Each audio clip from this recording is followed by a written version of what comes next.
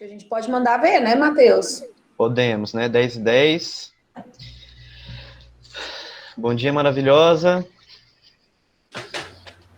Bom dia a todos. Bom dia. Bom dia, Isabel. Bom, gente, então vamos lá. Nossa fala vai ficar organizada assim, um pouco separada, mas primeiro apresentarei eu, após a professora Chalene vai apresentar, depois o professor Tiago e depois o professor Vitor, tá bom? Só por uma questão assim mesmo de linearidade da coisa. Eu vou iniciar aqui minha apresentação. Deixa eu só ver se eu consigo fazer aqui direitinho.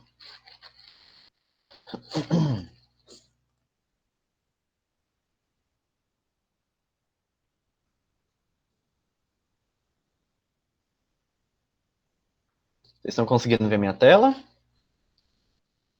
Sim, tá aparecendo.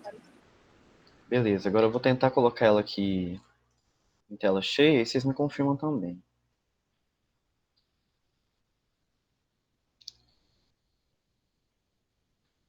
Tá dando para ver certinho? Tá. Beleza. Então, bom dia a todos e todas. Nós nos reunimos, né, eu, a professora, mais os professores, para organizarmos essa aula. A gente planejou ela já faz umas 3 semanas, né? A gente teve uma última reunião na terça-feira, porque a gente acha que é muito importante a gente lembrar dessas datas que tem um contexto histórico muito rico para a gente apresentar, né? Uma coisa, eu não consigo ver o chat, então qualquer coisa intervém aqui pelo áudio, certo?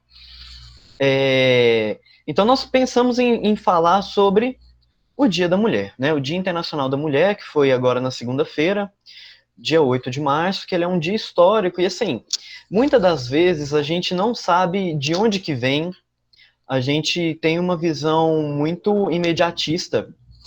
Deixa eu só permitir que as pessoas entrarem.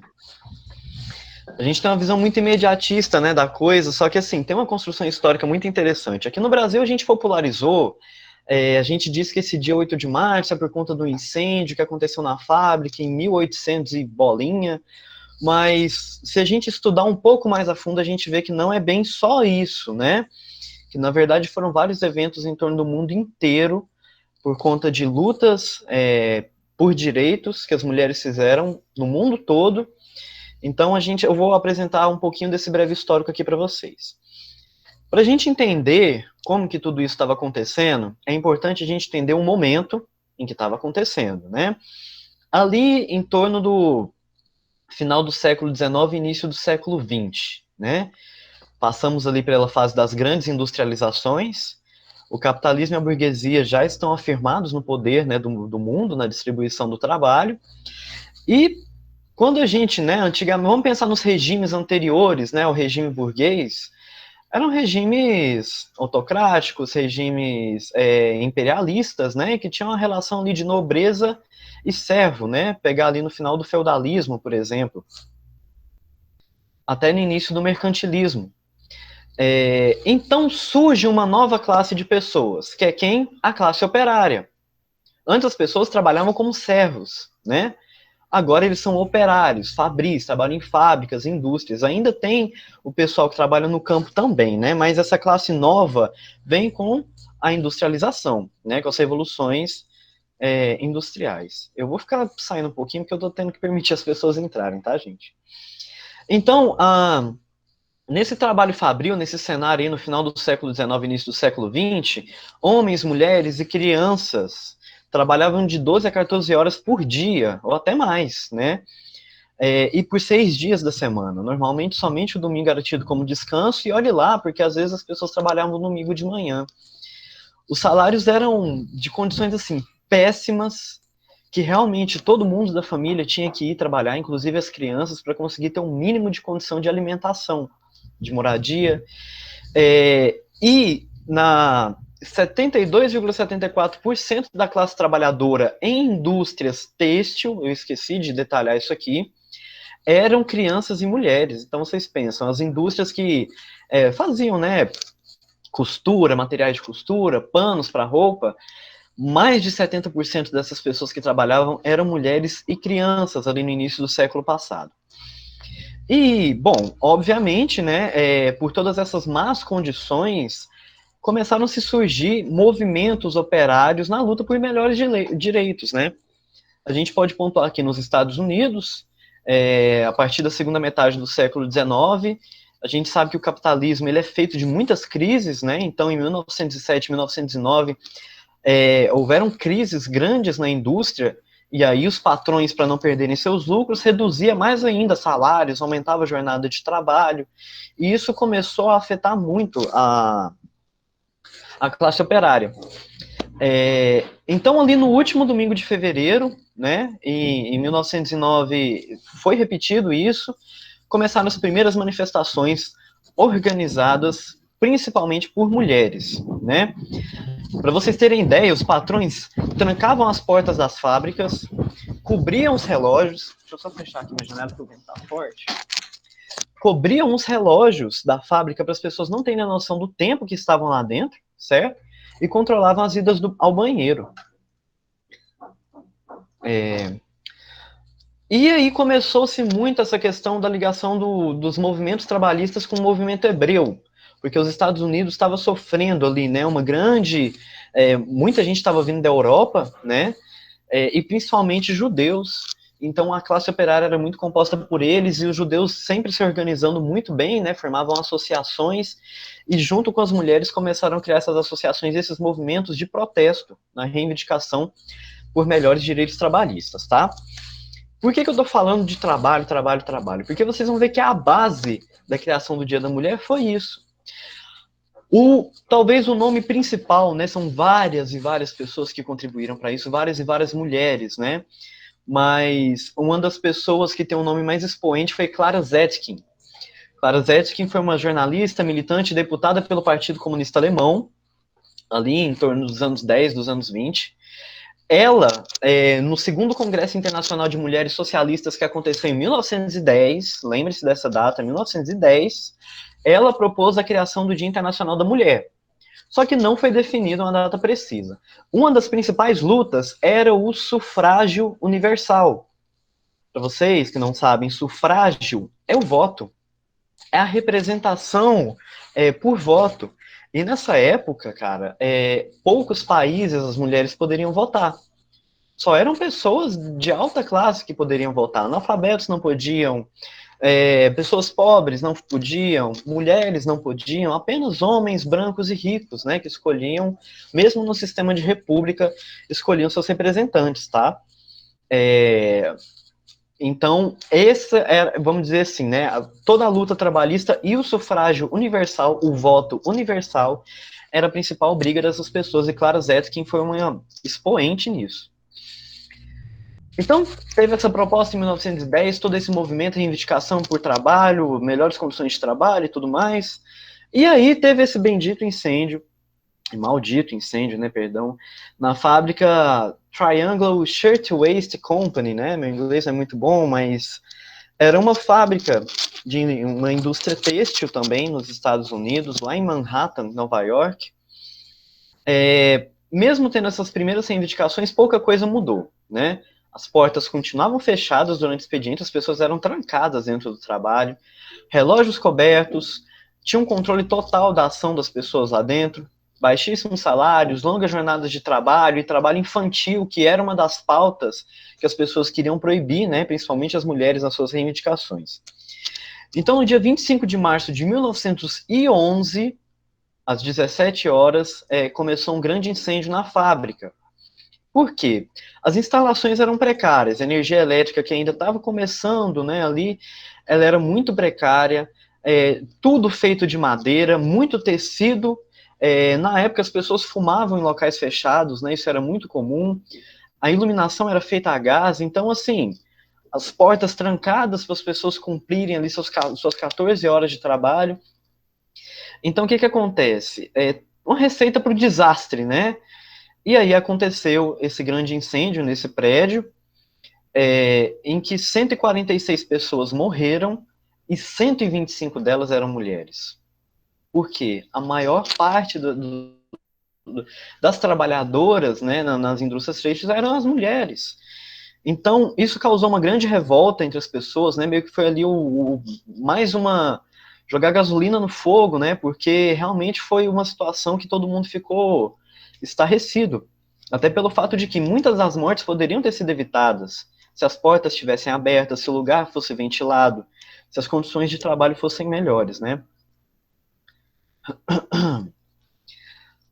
Hoje lá, nesse prédio, é o prédio da Universidade de Nova York, e tem uma placa que lembra disso tudo direitinho, né? Eu peguei uma tradução breve aqui de um pedaço. Gente, eu tô parando um pouco porque eu tô permitindo as pessoas entrarem, tá? Desculpa. Neste lugar, em 25 de março de 1911, 156 trabalhadores perderam suas vidas no incêndio da Companhia de Blusas Triangle, né? Triângulo. Desse martírio resultaram novos conceitos de responsabilidade social e legislação do trabalho, que foram muito importantes, né? Minha tela cortou um pouquinho aqui. Mas então, só para vocês pensarem que essa questão do incêndio que muita gente lembra, ele aconteceu um ano depois da proposição do Dia Internacional da Mulher, e foi no dia 25 de março, né? Então ele foi só um dos eventos que levou a isso. Outro evento muito importante, que aí sim a data fecha certinho, foi a Revolução Russa. Em 1917, né, para quem lembra aí, foi quando aconteceu, né, começou ali a Revolução Russa. Trotsky disse que foi o primeiro dia da Revolução Russa, né? Para quem não sabe, a Rússia, ela ainda vivia no regime czarista, no Império, né, de Nicolau II. Estava no meio ali, né, no final da Grande Guerra, né, da Primeira Guerra Mundial. A Rússia estava fazendo uma participação totalmente sendo capacho da Inglaterra. Então, grande parte dos homens estavam na linha de batalha. Quem ficou para trabalhar foram mulheres e crianças nas indústrias, certo? Poucas indústrias que tinha na Rússia, ali em São Petersburgo e tudo mais. E aí as pessoas estavam morrendo de fome na Rússia, literalmente morrendo de fome. As mulheres estavam desesperadas, queriam que os maridos voltassem da guerra, porque era uma guerra que não era deles. Mais de quase 2 milhões de soldados já estavam mortos nos frontes com os alemães. E isso tudo começou lá em 1905, né, com o Domingo Sangrento. As primeiras reivindicações foram feitas lá. Para falar aqui de forma bem rápida, várias mulheres, padres, jovens e crianças foram protestar para o czar, né, que é o título do líder da época, reivindicando comida. E aí o czar recebeu eles com bala, né? Mais de 100 mil pessoas foram manifestar, em torno de 5 mil. Alguns dados dizem entre 2 mil e 5 mil pessoas morreram. Então eles foram protestar pacificamente, o czar basicamente recebeu eles com bala, tá? E esse sentimento continuou até 1917. Então as mulheres foram para a rua reivindicar novamente que os maridos voltassem para casa, os pais, né, irmãos voltassem para casa, saíssem da guerra, para que pudessem trabalhar e ter melhores condições. Começaram uma grande greve na maior fábrica que tinha, que era Putilov, no dia 7 de fevereiro de 1917. Aqui um adendo. Se vocês forem ver essas datas, na Rússia, lá sai dia 22 de fevereiro. Só que o calendário naquela época era diferente. Para quem não sabe, o nosso calendário é um calendário gregoriano. Eles utilizavam um calendário juliano, que tinha 13 dias de diferença. Então, era sempre 13 dias diferentes. Aqui era 7 de fevereiro, perdão, aqui na verdade é 7 de março, tá? 7 de março e lá era 22 de fevereiro. 50 mil trabalhadores no protesto, só que aí aconteceu uma coisa diferente. Os soldados que iam lá para acabar com a manifestação se juntaram às pessoas. Então aí o czar não conseguiu segurar o cargo, ele renunciou, tá? Aí foi criado um governo de transição. E detalhe, essa greve que foi aqui no dia que era 7 de março, perdão, a manifestação aconteceu no dia 8 de março. Então o primeiro 8 de março que a gente tem concreto foi na Rússia, que é tido como o primeiro dia da Revolução Russa, da Revolução que culminou na criação da União Soviética, tá? Então foram as mulheres e seu protesto que travaram, vamos dizer assim, esse primeiro dia de revolução. O sufrágio universal foi conquistado, o direito ao voto, né, uma nova constituinte foi aberta, e Trotsky, que foi um dos grandes pensadores, né, da Revolução Russa, da Revolução de Fevereiro e de Outubro, ele disse que foi uma greve espontânea, não foi nada organizado por um partido, por algo assim, mas que foi o primeiro momento que levou à Revolução de Outubro, né, citação aqui da minha referência, que é a senadora Eva Alterman Blay. Só que, apesar de tudo isso, só em 1975 que a ONU criou o Dia Internacional da Mulher. Por quê? Nesse período todo que aconteceram essas manifestações, algumas conquistas foram tidas, né? Melhores condições de trabalho, redução da carga horária, né? Aqui no Brasil, por exemplo, com Getúlio Vargas, ele dá o direito ao voto às mulheres, em 1933, só que, né, no regime de Vargas não tinha eleição, então a primeira foi lá em 1945, que foram quando as mulheres puderam votar pela primeira vez no Brasil. Em 1975, a discussão feminista nasce ali do antro do pós-guerra, do movimento punk, do movimento anarquista, dos movimentos sociais, né? E com tudo isso, a ONU cria ali, né, na metade dos anos 70, consagra o dia 8 de março como o Dia Internacional da Mulher.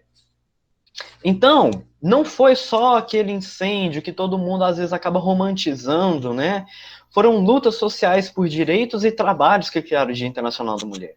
Então, o Dia Internacional da Mulher é um dia para ser lembrado como um dia de luta, tá? De luta que as mulheres travaram para direito para todos nós, homens, crianças e as próprias mulheres. E é uma luta que não acabou e não está nem perto de acabar, tá? Então, aqui eu tenho algumas datas que foram importantes, né, para a elaboração de tudo isso, além da própria criação da ONU. E hoje, né, só para dar uma geral aqui e finalizar minha fala, vamos entender uma coisa, 51,8% da população são mulheres aqui no Brasil, tá? Então, ligeiramente um pouco mais da metade. Só que as mulheres ganham 20,5% a menos pelos mesmos cargos, tá? Não é uma questão de comparar pessoas em cargos diferentes, apesar que essa diferença também tem que ser notada. Elas recebem menos pelo mesmo serviço. Nos afazeres de casa, as mulheres se dedicam quase o dobro. Esses daqui são cargas horárias semanais. As mulheres dedicam praticamente um dia na semana para arrumar as coisas de casa, enquanto os homens não garantem nem meio-dia. E na política, apenas 14,6% do parlamento de deputados aqui no Brasil são deputadas. Numa população que mais da metade são mulheres, por que a representatividade é 14,6%, né? Quando a gente cobra igualdade, a gente cobra igualdade bem baseado nos números, tá? Não é uma coisa por questão, elas têm que ser a maioria porque tem que ser. É porque a nossa população, a maior parte são mulheres. O raciocínio lógico seria que, dentro de todos esses âmbitos, as mulheres tivessem um número maior. Só que a gente sabe que não é isso que acontece, né? Dia 11 de fevereiro, a Unesco declarou como Dia Internacional das Mulheres na Ciência, né? Outros dados interessantes da gente ver. No mundo, né? Vamos pegar no mundo agora. No mundo tem ligeiramente um pouco mais de homem do que mulher. 1,01% homem a cada uma mulher, então tá quase 1 para 1, né? Em torno de 50%. Só que na pesquisa científica, menos de 30% são mulheres. Por que tudo isso? Cara, você abre ali seu livro de química, física, biologia, história e tal, você vai ver os nomes das pessoas importantes, né? Grandíssima parte são homens brancos e europeus. E as mulheres, elas tiveram uma contribuição muito grande na ciência, só que isso não é dito. Isso desencoraja as nossas meninas a escolherem uma carreira mais voltada para a ciência, falta o incentivo, a ciência é coisa de menino, então a gente tem toda essa briga ainda para ser feita, tá bom? Essa foi a minha apresentação, breve, espero não ter ultrapassado muito tempo e nem falado muito rápido, né? Obrigado pela atenção de vocês, estão aqui as minhas referências, tá? E agora eu vou deixar com a professora Chalene para continuar a nossa apresentação. Muito obrigado. Ai, que bom. Legal. Então, vamos mandar ver, gente. Então, assim, a proposta é a gente discutir sobre a descriminalização do abortamento. E aí eu vou trazer para vocês, primeiro, assim, uma ideia geral do que é o conceito de abortamento, para a gente poder compreender do que a gente está falando. Depois eu vou trazer alguns dados de outros países para a gente poder entender por que essa discussão é tão importante aqui, né, dentro do Brasil. Por que que a gente precisa pensar, todos, né, não só as mulheres, muita gente acredita que é uma luta que deveria ser só feminina, né? E não é. Qual que é o conceito de abortamento? Vou tentar passar de uma forma mais rápida para a gente poder não se delongar muito nessa questão conceitual, mas o abortamento, ele é o quê? Ele é a interrupção da gravidez, né, que a gente chama de aborto. Esses dois conceitos, eles acabam se confundindo. Mas pela Organização Mundial de Saúde, abortamento é a interrupção da gravidez. E aqui, no caso, a gente não considera só aquela interrupção que é provocada, é qualquer interrupção, inclusive a espontânea, aquela que acontece sem o desejo da mulher de que aconteça. A maioria dos abortamentos acontece nas primeiras semanas de gestação e é caracterizado pela perda de todos os conceptos. O que são conceptos? É o embrião ou o feto, se já tiver formação de feto. O embrião, gente, ele é considerado assim até a 12ª semana, enquanto ainda estão havendo a proliferação de célula e a sua diferenciação. A partir da 12ª semana, a gente já começa a chamar de feto, porque a gente já tem toda uma estrutura do indivíduo. Tem alguns cientistas, né, alguns ramos da ciência que consideram até a 15ª semana, tá? Depois eu vou falar dessa questão de vivo e não vivo também. E então, a diferença de abortamento para aborto é essa. O abortamento é o processo de interrupção. O aborto é o produto dessa interrupção. É o conceito, tá? Que envolve o embrião, o cordão umbilical, placenta, anexos, líquido amniótico e os demais anexos embrionários. Ele pode ser, como eu disse para você, abortamento é qualquer tipo de interrupção de gestação. E ele pode ser espontâneo ou induzido. Espontâneo é quando ocorre independente da vontade, e induzido é quando você provoca. Precoce ou tardio, precoce é quando acontece nas primeiras semanas e tardio quando acontece nas últimas semanas, né? Vamos dizer que o 15º seja o parâmetro, né? Antes do 15º e depois da 15ª semana. Seguro ou inseguro? Seguro é quando é feito em local especializado, com toda a assistência garantindo a saúde da mulher, e o inseguro é aquele que é feito fora dessas condições tranquilas. Você vai entender por que dessas classificações a partir do momento que a gente for discutir lá na frente, principalmente o abortamento inseguro, que é o foco das nossas discussões hoje. Né?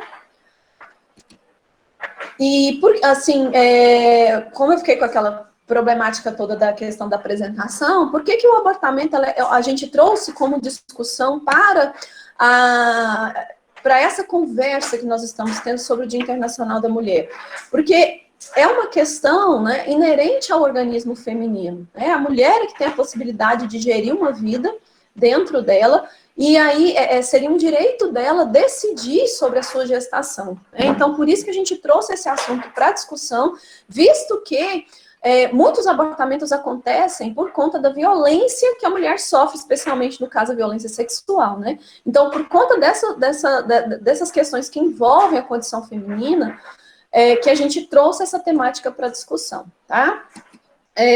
Olha só, o abortamento, qual que é a incidência do abortamento de forma geral? Né? Acredita-se que cerca de 20% das gestações elas vão acabar em abortamento. Inclusive considerando o abortamento espontâneo, né? A maioria deles acontece nas primeiras semanas, porque o organismo, gente, ele tem uma capacidade de perceber quando o embrião ele é ou não é viável. Se aquele embrião ele é considerado inviável, o próprio organismo ele tende a expulsar. Então, os abortamentos espontâneos, eles são comuns, tá? Mas aqui entra também, existe também a questão dos abortamentos provocados, que a gente nem sabe muito bem qual é a incidência de abortamentos provocados.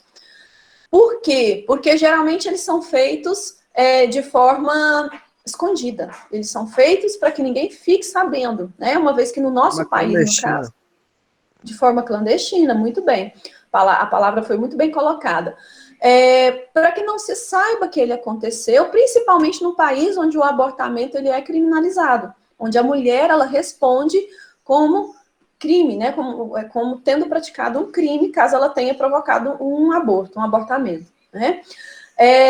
Aqui tem alguns dados, mas lá na frente a gente vai discutir algumas coisinhas mais. Eu queria trazer só essa questão de que é comum haver abortamentos espontâneos, tem os abortamentos que são legalizados, mas o nosso foco agora é a discussão do abortamento inseguro.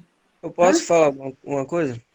Sim, foi permitido que vocês abrissem para falar. Eu não sou muito a favor do aborto, mas tem um ponto que eu sou a favor do aborto a respeito do aborto clandestino, porque tem muitas mulheres que morrem fazendo aborto clandestino.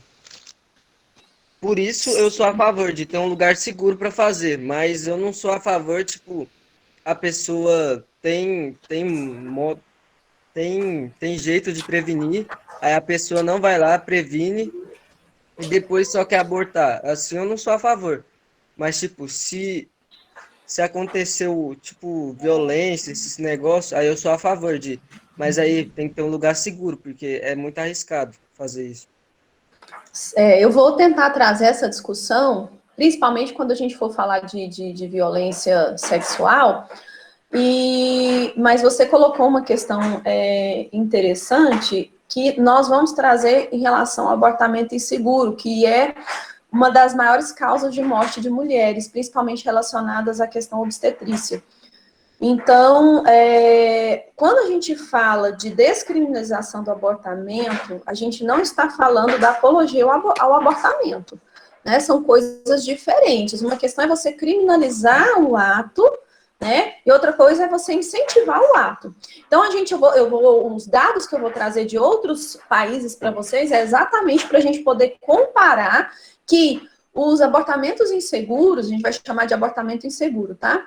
São aqueles que acontecem, a maioria dos abortamentos inseguros que acontecem no mundo, acontecem onde o abortamento, ele é criminalizado, tá? Então, vamos já começar a ver alguns dados aqui, vamos entender o que é o abortamento inseguro, para a gente poder saber o que está acontecendo, o que a gente está falando. É o interrompimento de uma gravidez que não é desejada, seja ela por qual motivo for, inclusive a questão da violência, do estupro, da mulher que sofreu estupro e engravidou. Realizado por pessoas que não tenham habilidades, que não tenham formação para fazer aquela intervenção, sim. Mas, tipo, foi em questão de uma pessoa que é só prazer e engravidar. Nós vamos fazer essa discussão, inclusive foi até bom você falar isso, porque antes de toda vez que eu vou fazer a apresentação dessa temática, eu gosto de deixar bem claro o seguinte, que eu vou tentar ser o mais imparcial possível para que vocês construam a opinião de vocês, baseado agora em dados científicos, tá? E para que vocês façam uma reconstrução das informações. Por quê? Porque muitas vezes a gente forma uma opinião sem ter um embasamento muito bem estabelecido. A gente, às vezes, não entende muito bem que a descriminalização do abortamento não tem a ver com a questão da mulher decidir pelo abortamento. Apesar de que existe a defesa de que a gente precisa respeitar a opinião da mulher com relação à decisão pelo seu próprio corpo. Uma vez até que a cobrança em cima do abortamento, ela é única e exclusiva em cima da mulher que engravida. Ela não vem em cima do homem que a engravidou. Né? Então, a gente precisa analisar também essa questão. Por que a criminalização está em cima única e exclusivamente da mulher? Então, se a criminalização é contra ela, então deixa que ela decida. Mas isso nós vamos fazer a discussão quando a gente for tratar da lei que estabelece o abortamento no Brasil. Mas foi muito boa a sua colocação, até para a gente poder lembrar disso, tá? Então, vão fazendo as anotações de vocês aí no caderno, para a gente poder fazer essa discussão em posse das informações que eu vou trazer para vocês. Que aí a gente vai ter um embasamento mais estabelecido. Pode ser? Então, olha só. Quando o abortamento é feito sem as condições necessárias, sem um especialista, num local que não garanta segurança, por exemplo, sobre o risco de infecção, né, que não garanta que esse abortamento seja feito da forma adequada, ele é considerado inseguro. Geralmente, os abortamentos inseguros são feitos de forma clandestina, né? Então, é importante a gente salientar isso também. Olha só alguns dados. 98% dos abortamentos inseguros acontecem em países em desenvolvimento, que eu vou mostrar para vocês agora no mapa essa divisão, tá? Por que é tão comum abortamentos inseguros em países não desenvolvidos, que também tem relação com a questão da criminalização do abortamento? 2 em cada 5 são praticados em condições inseguras. Ou seja, né, muitas mulheres procuram locais totalmente inadequados para poder interromper a gestação. 13 a 25% das mortes maternas acontecem por conta de abortamento inseguro. Então, assim, seria possível evitar até 25% das mortes de mulheres com a garantia de um abortamento com segurança. 47 mil mortes de mulheres a cada ano, ou seja, uma morte a cada 11 minutos por questão de abortamento inseguro. Olha só, 5 milhões de mulheres a cada ano com sequelas reprodutivas, ou seja, não são só as mortes de mulheres, mas também as sequelas decorrentes desses abortamentos que ficam. Tem mulheres que nunca mais podem engravidar na vida. Aí tem gente que vai pensar assim, bem feito, para que ela foi sofrer esse abortamento, né? Só que a gente tem todo um contexto para analisar, né? Então, vamos fazer a análise de uma forma geral, para a gente não correr o risco de emitir opiniões sem ter embasamento e conhecimento suficiente para fazer isso.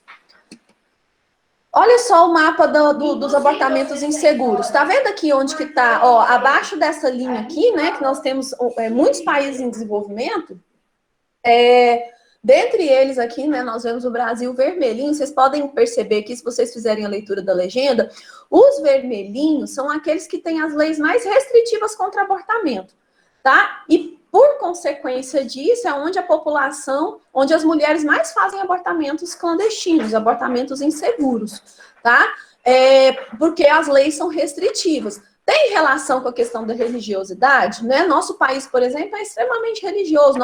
Nós temos a influência direta da religiosidade, por exemplo, nas decisões políticas, né? Então, assim, será que a religiosidade tem a ver com essa questão, né, da posição da legalização ou não, da criminalização ou não do abortamento? Aí fica para vocês darem uma refletida. Os verdinhos, que são considerados países desenvolvidos, né, onde a gente vê aqui Estados Unidos, Canadá, muitos países da Europa, né, aqui a Austrália, nós temos o quê? Nós temos leis mais abertas para a questão do abortamento. Então, existe o índice de morte de mulheres em países em desenvolvimento por conta de países desenvolvidos, por conta de abortamento inseguro, é mínimo.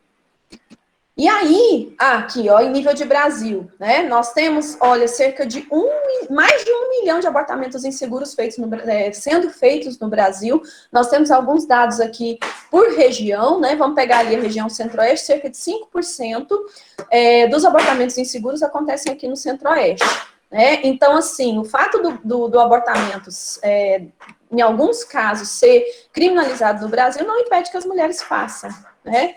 Aqui também eu trouxe um gráfico para a gente poder analisar a questão do nível de escolaridade nas mulheres que procuram abortamento inseguro. Então, esse dado, gente, é interessante por quê? Porque nada melhor do que informação, conhecimento, para você poder tomar as suas decisões, né? Onde eu quero chegar com isso? Se você perceber aqui, nesse caso do roxinho, são mulheres sem instrução, né, 33% das mulheres sem instrução que fazem abortamento. E aqui, 10%, que é a menor parcela das mulheres com nível superior, que supõe-se, né, pressupõe-se que elas tenham acesso a um conhecimento, a informação, mais do que as outras que estudaram menos. Então, se você pegar somente esses 10%, né, que tem nível superior, 90% que só tem até o nível médio, que procuram o abortamento inseguro. Então, será que, se a gente não fornecer uma educação de qualidade, com informação, com conhecimento, será que essas mulheres não procurariam menos o abortamento inseguro? Tá? Então, fica aí para vocês pensarem a respeito, tá? Deixa eu ver quantas horas para não passar do meu tempo, tá? Tá em tempo ainda. Acho que eu tenho até às 11, né, meninos? Então, vamos ver alguns dados aqui rapidinho sobre os abortamentos, onde os abortamentos foram legalizados em outros países. Primeiro eu trouxe o Uruguai, que é nosso vizinho aqui, tá? O Uruguai, ele descriminalizou o aborto em 2012, foi uma discussão muito intensa, mas eles conseguiram aprovar, eles tentaram uma vez, não conseguiram, mas em 2012 conseguiram.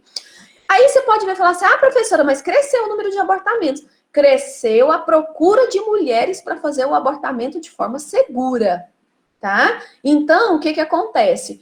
Você tem uma procura maior por um abortamento de forma segura, por um abortamento de forma legal, e aí inicialmente esse valor cresce, mas depois ele estabiliza, tá? Por quê? Porque você vai ver que esses países que descriminalizaram o aborto, ele vem acompanhado, após a ocorrência do aborto, ele vem acompanhado com todo um tratamento psicológico com essa mulher, inclusive com a proposição dela utilizar algum método contraceptivo. Você vai ver que em Portugal, por exemplo, 98% das mulheres utilizam métodos contraceptivos e acabam nunca mais procurando o abortamento, ou seja, acabam abortando uma vez só, fazendo o abortamento uma vez só, porque elas recebem depois todo um tratamento, toda a informação, aconselhamento para poder usar métodos contraceptivos. Então, vamos analisar aqui os outros países para a gente poder fazer um apanhado geral sobre eles. Na Espanha, né, o abortamento foi aprovado em 2010, então a partir de 2011 a gente já tem alguns dados, e a gente viu que o índice de abortamentos acabou caindo até se estagnar. Então a gente teve uma redução no número de abortamentos, e depois ele se manteve levemente estável. Lembrando que esses abortamentos legais, gente, aí entra qualquer tipo de abortamento, seja ele por decisão da mulher, independente da forma como ela engravidou, seja em decorrência de estupro, seja risco de morte para a mãe, ou bebês anencéfalos, ou até outras questões também que... inviabilidade do embrião, enfim, tem algumas outras questões que é permitido também. Isso varia a legislação em cada país, eu não vou trazer isso agora para a gente, tá? Em Portugal, que é o nosso parceirão aqui, né? Em Portugal tem alguns detalhes que são bem interessantes. A legalização aconteceu em 2007 e foi assim, houve uma repercussão muito grande porque é um país muito religioso, né? Mas como é que é feito lá o abortamento legal? A mulher, ela procura o sistema de saúde, geralmente é o público é o mais procurado. Ela tem 3 dias para decidir realmente se ela quer fazer esse abortamento. Então, é feito todo um trabalho psicológico com ela. Eles conversam, explicam o procedimento. Em 3 dias, ela tem que voltar para decidir se ela realmente quer fazer o abortamento. Se ela quiser, o abortamento é feito de forma segura, geralmente com a injeção de fármaco. Tá? A pessoa, ela ingere um abortivo que vai provocar a contração do útero para que elimine os conceptos, tá?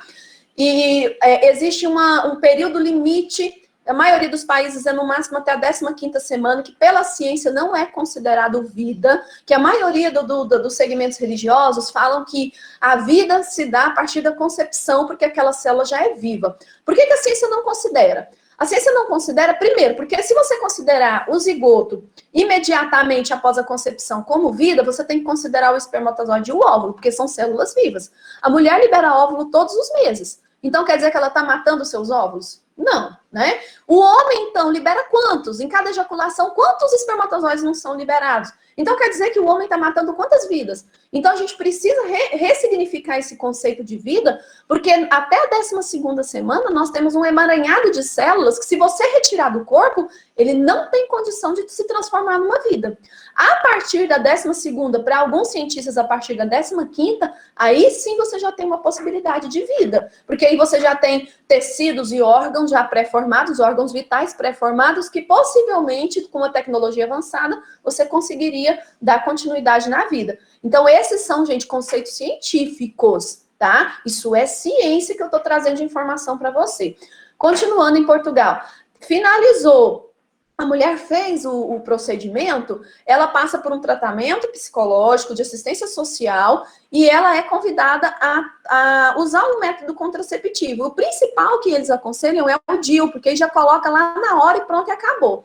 E 98% das mulheres aceitam, e como eu disse para vocês, elas não voltam a fazer abortamento depois disso. No Brasil, gente, existem alguns dados que mostram que mulheres que fazem abortamentos inseguros, elas podem chegar a fazer 2, 3 ao longo da vida, tá? Então, esse dado é importante para você entender o porquê que, às vezes, é importante a descriminalização. Mas, fica aí para vocês refletirem. Aqui, eu trouxe o da Romênia porque eu acho interessante, olha só.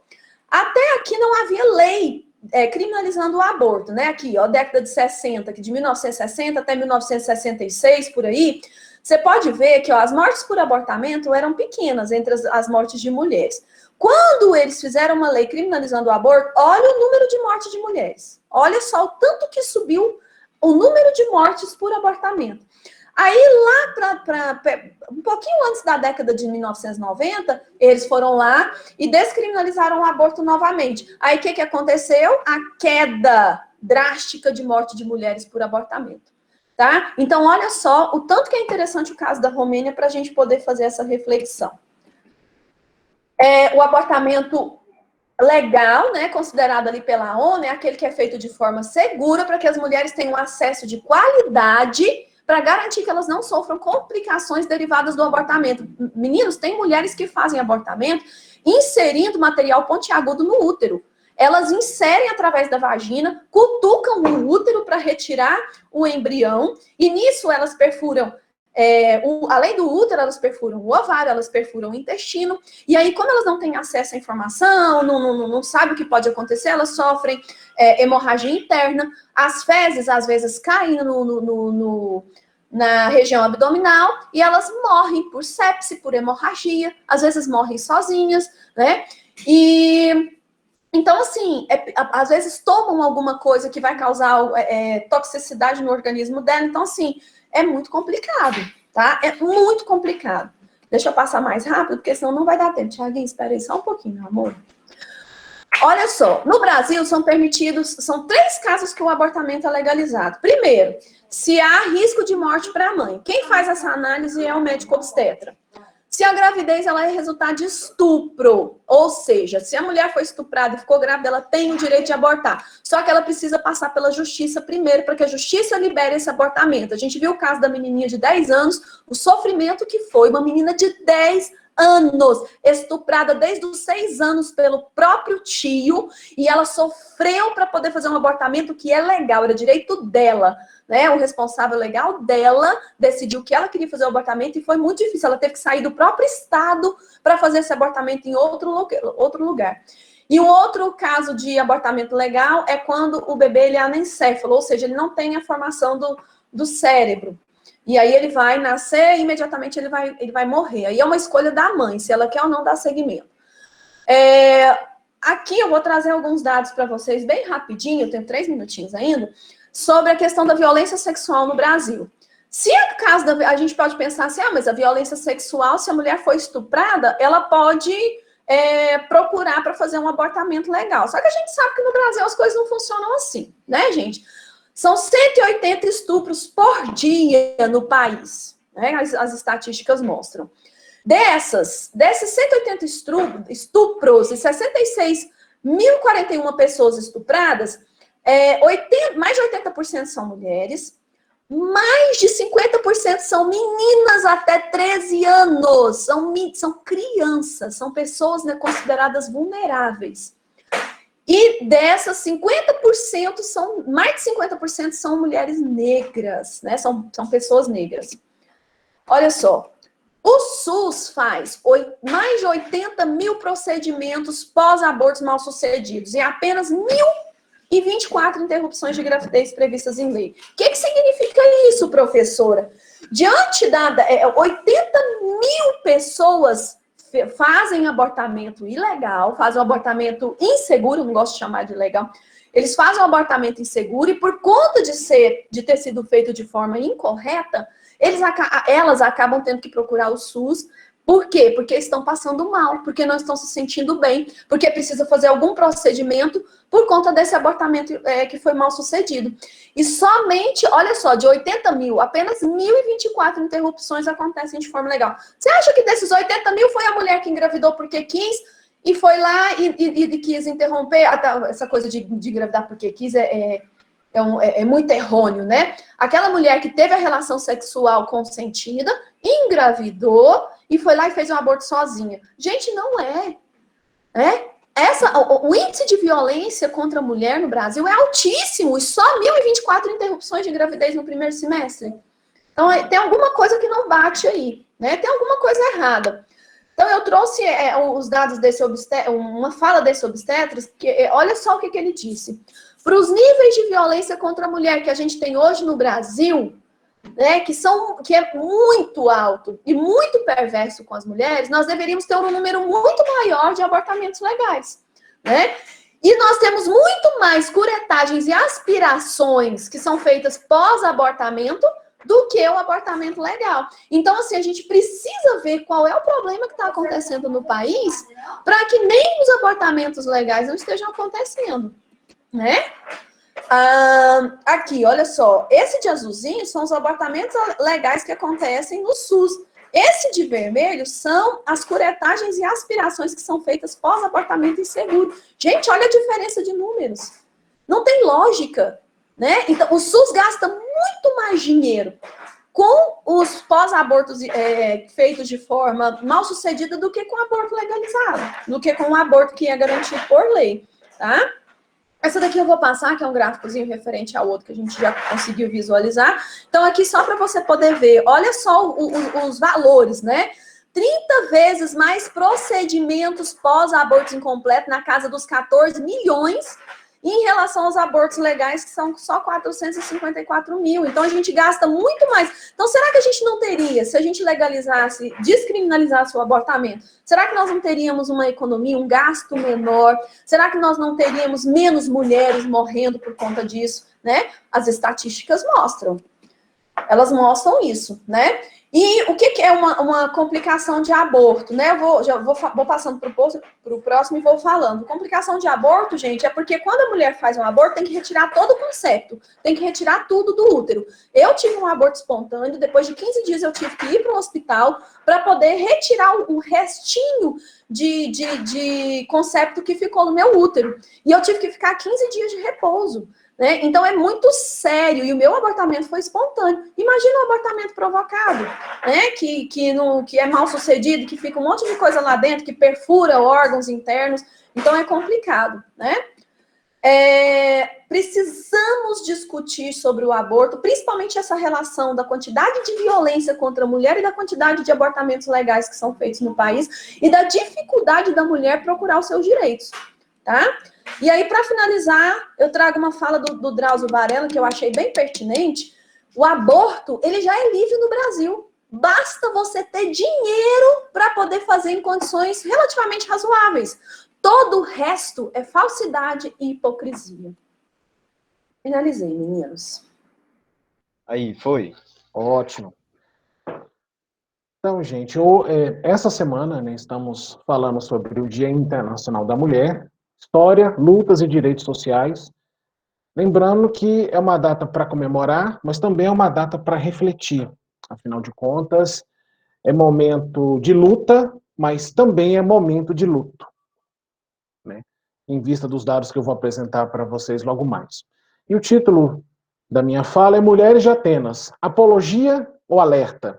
Né? Inclusive, os meus alunos já tiveram acesso tanto à música quanto ao texto, já tem mais ou menos uma ideia do que nós vamos falar a respeito.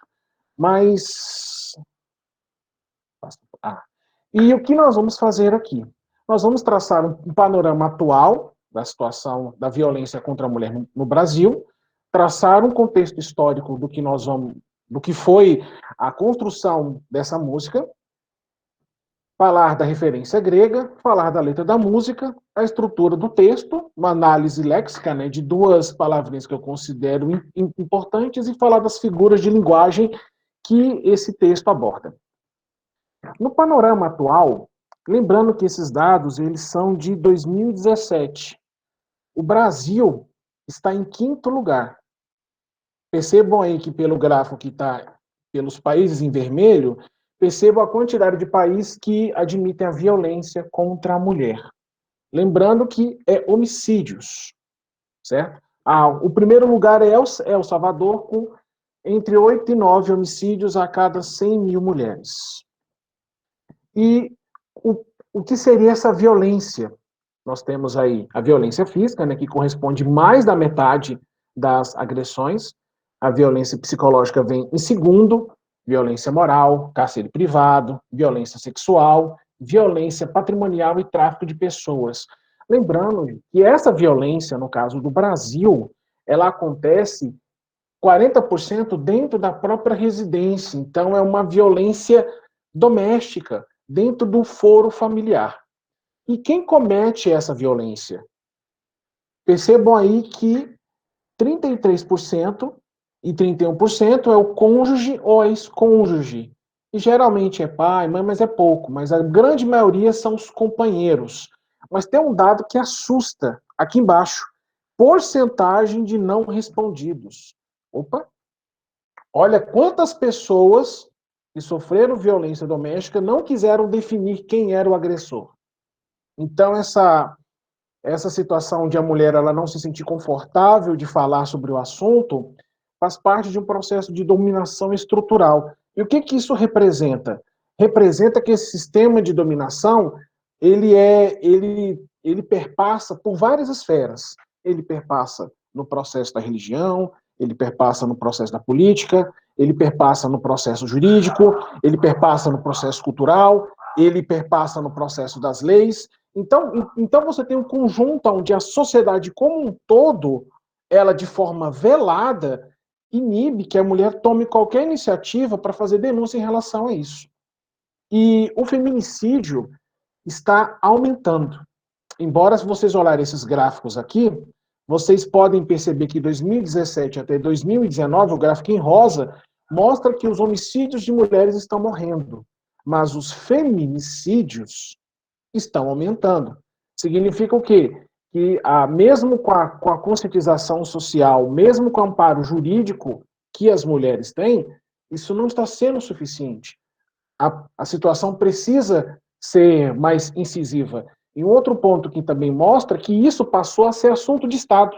Até então, a mulher morrer em virtude do marido não era um fato polêmico, não era um fato que deveria ser mencionado. E esse aqui foi taxa de 100 mil mulheres de janeiro a abril, nos anos de 19 e 2000. Esse é o quadro da violência e do feminicídio no Brasil. Percebam que o estado que mais mata mulheres é o estado do Acre. A cada 100 mil mulheres, 1,32 mulheres morrem.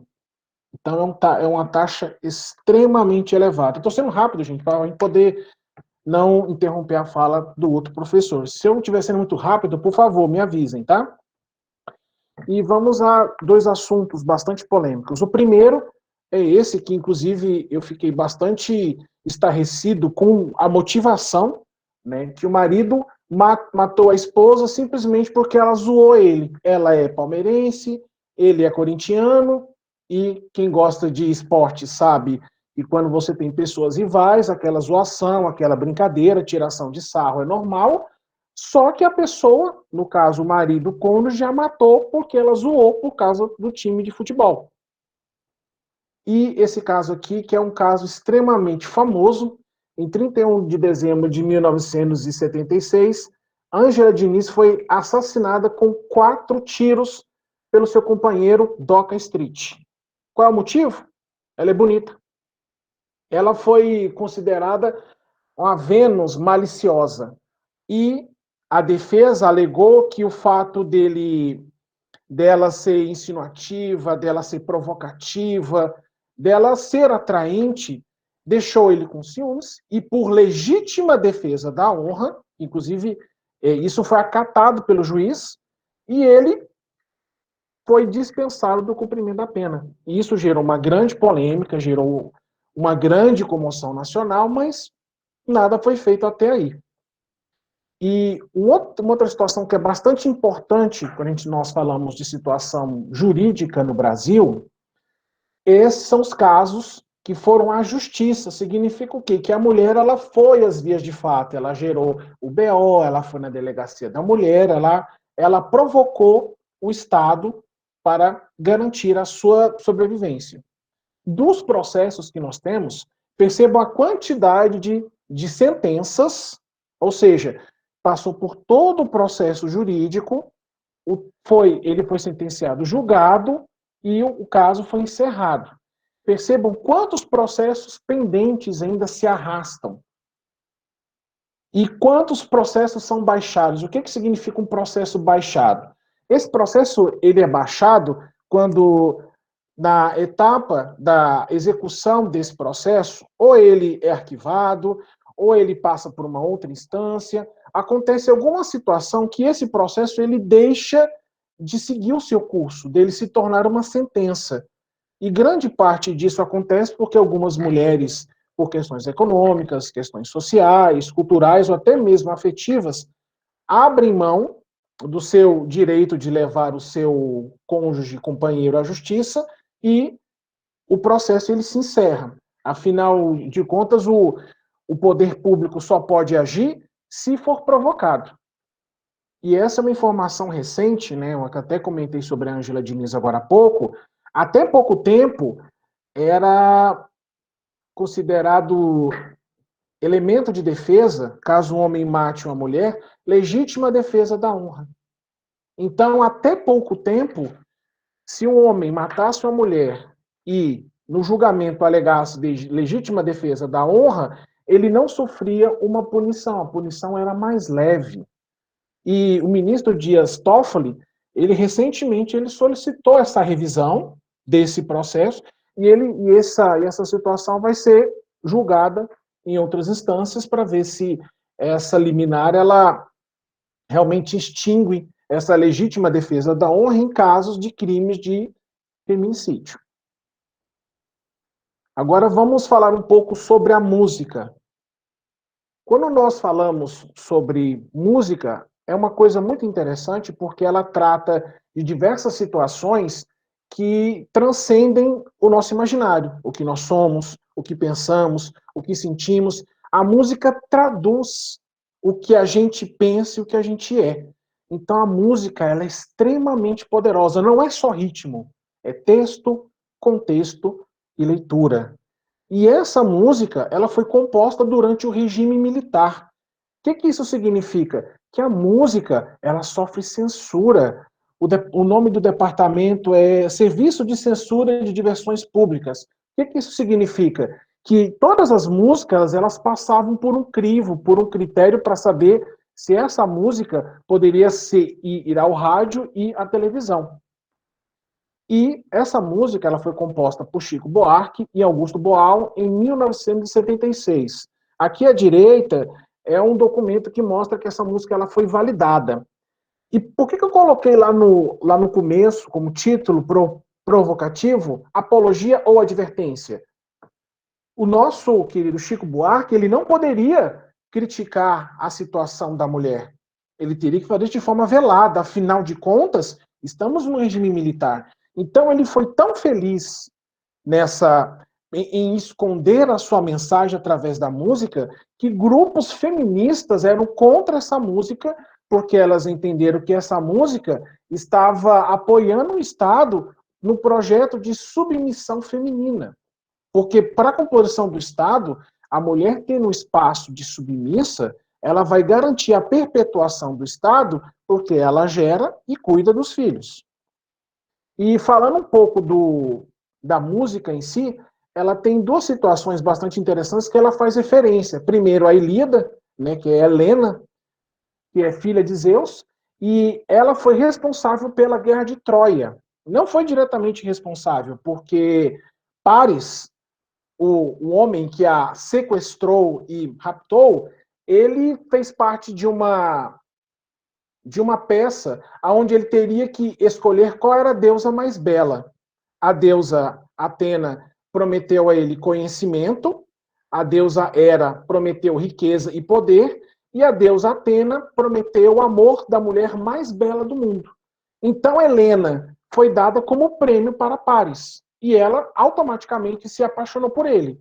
E, a partir dessa situação, ele sequestra Helena e a Guerra de Troia começa.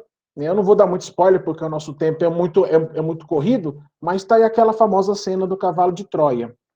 E a segunda referência é a Odisseia, que é a Penélope, mulher de Ulisses, que ela fica mais de 20 anos sem ter contato com seu esposo. No primeiro momento, porque ele estava participando da guerra, mas no segundo momento, porque ele não retorna. Acontecem diversas situações, eu não vou dar spoiler, a história é muito interessante, mas ela aguarda o retorno dele. Só que ele é um rei de Ítaca.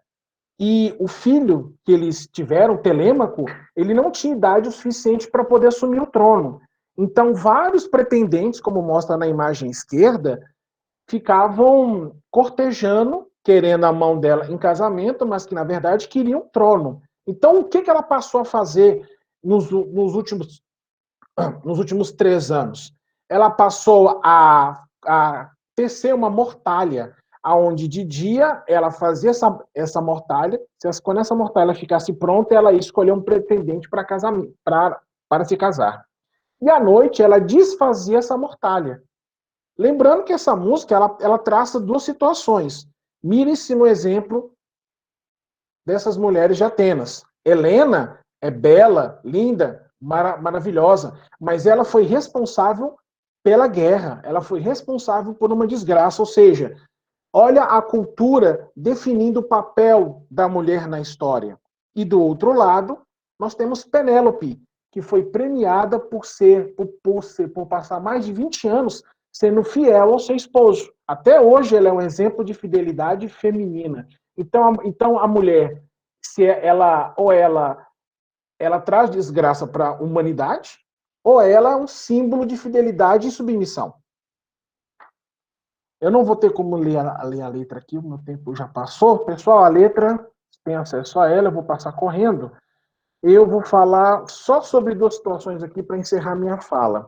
Uma palavra cadena, que é um espanholismo que significa quando você vai tirar a corda da cabeça do touro, do chifre, né? Quem já mexeu com fazenda sabe que é extremamente complicado você fazer isso.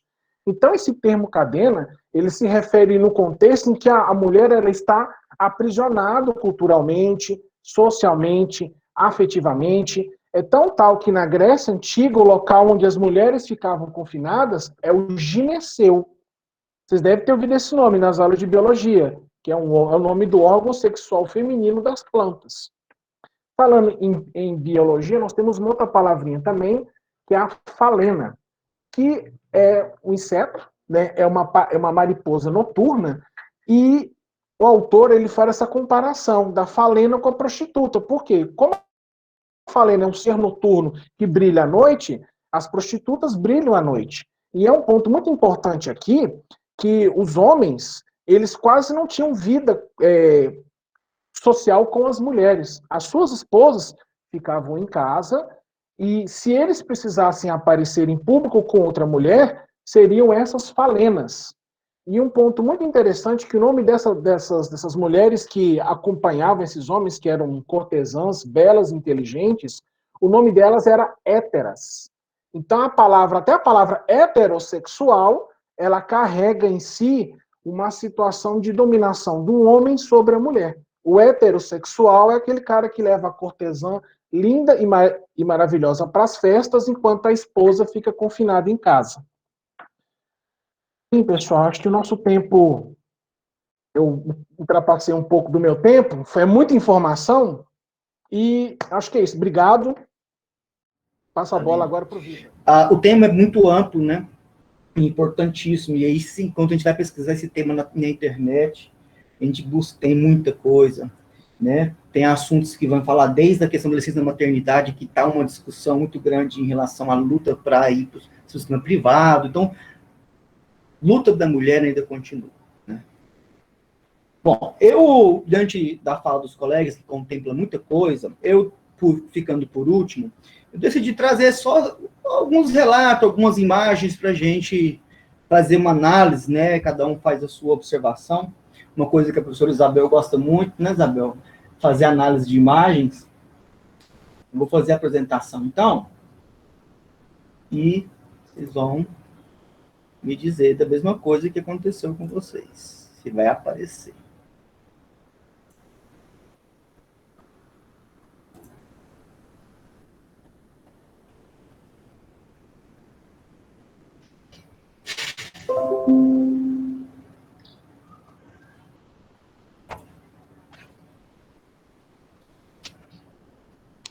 Põe aula. Tá aparecendo, mas não tá em tela cheia, professor. E agora ficou bom, não ficou? Aí, agora foi. Tá ótimo. Ok, então vamos lá. Bom, primeiramente, eu gosto de usar um termo que algumas pessoas usam, já ouvi dizer muito. Muitas pessoas falam Dia Internacional da Mulher, outros falam Dia Internacional da Luta da Mulher. E eu gosto de colocar também, né, além só do Dia da Mulher, colocar aqui o Dia Internacional da Luta das Mulheres e crescendo pelos seus direitos, né? Porque Dia das Mães, né, muitas vezes é confundido com o Dia da Mulher, já existe. E hoje é o que nossos colegas já relataram, né?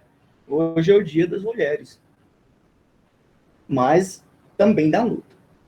Eu quero dizer que a questão que a gente pode dar flores, pode falar poesias, é importantíssimo. Todas as nossas discussões, que ao lembrar a origem da data, a questão do feminicídio, que hoje deve ser lembrado isso, não exclui a questão romântica da história da mulher, porque ela pode lutar e ter como um conceito de luta uma ideia romântica, de ser querer bem, que a luta é um ato de prazer, de poesia para essa pessoa, né? Então, eu vou trazer definição de duas palavras, que é a palavra romântico, né? Que aí está dizendo que refere ou pertence ao romantismo, literatura romântica, né? Que emociona como romances, que expressa poesias, cenas amorosas, filmes românticos. Que diferencia, que é diferente quando a gente diz de romantizar, né? No caso, romantizar seria descrever ou narrar em forma de romance, romantizou sua infância para os convidados, introduzir fatos, cenas ou personagem em um romance. Eu estou introduzindo situações. No dicionário, nós temos que, quando nós temos a forma intransitiva do verbo romantizar, nós temos a noção de que é idear romance, descrições fantasiosas, né? Então, quando nós falamos em romantizar, ela acaba que oculta uma ideia que é a principal. Na nossa sociedade, hoje em dia, nós estamos acostumados em romantizar muita coisa, né? Quando a gente fala, a gente vê até na TV, até pessoal do poder executivo, legislativo, judiciário, seja pessoa privada, seja pessoa civil. Nossa, fulano acorda cedo, o horário de trabalho dessa pessoa das 7 ou das 8 às 5, mas essa pessoa acorda cedo, trabalha dobrado, é uma guerreira, é um guerreiro. Ou seja, está romantizando uma situação e que vale mais quem faz mais do que pode. Mas fazer mais do que pode inclui excluir outras necessidades suas. Suas necessidades. Não é só trabalho, não é só família e tudo mais. Aí eu quero colocar para vocês aqui, quando eu digitei no Google Feliz Dias das Mulheres, apareceu de imediato essas imagens. Legal. É um ponto de vista. É uma visão que as pessoas podem ter sobre os dias das mulheres e é respeitado, né? Então, aparecem situações desse tipo, nessa concepção de Dia das Mulheres, né? Aí vai falar, ó, Dia da Mulher, 23 lindas mensagens para homenagear, mensagens para o Dia da Mulher, 59 ideias de Dia da Mulher. Então, assim, beleza, cartão de mensagem, que ele tá meio que... Há um paralelo diferente entre o que foi exposto e o que está colocado aqui, né? Ok. Continuando, quando eu coloco Dia da Mulher e coloco shopping no Google, aparecem imagens desse tipo. Brindes, né? Aparecem mimos, presentes, olha lá, broches, um bule. Eu lembro da minha avó falar que, ó, no meu dia de aniversário, vocês não vêm com panela pro meu lado, não. Porque as pessoas, para as mulheres, em geral, até então, porque está mudando muito, no dia do aniversário dela, da mãe, da avó, da tia, dá para ela aquilo que é imposto enquanto função da mulher, que é uma coisa que é doméstica.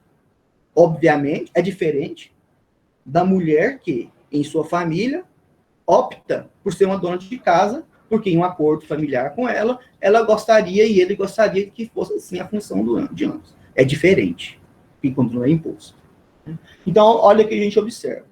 Então, fazendo aí um paralelo com as falas dos nossos colegas, a gente vê que pode haver aqui, então, uma distorção do real sentido da palavra do Dia da Mulher, que é esse dia de luta, porque é necessário você fincar ali um dia de marco para lembrar que as coisas não é bem assim hoje, para que não aconteça de novo.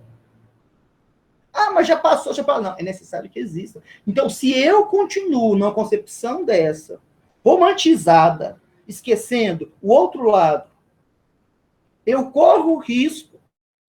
O professor Vitor voltou. Vitor, Vou vou dar continuidade aqui, estou terminando, desculpa aí. Acontece, meu amigo. Isso acontece.